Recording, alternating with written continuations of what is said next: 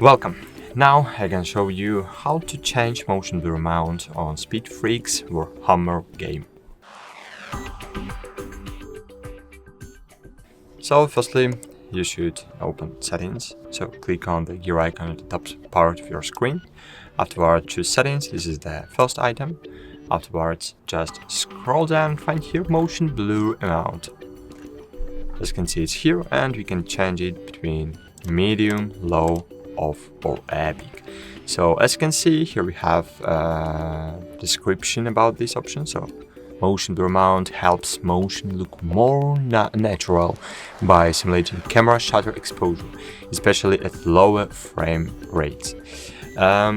So maybe it's not too good idea to set it up to epic because just can be helpful in game. So I wanna stay with high setting, but you can choose epic if you want. Thanks for watching, like this video and bye, see you.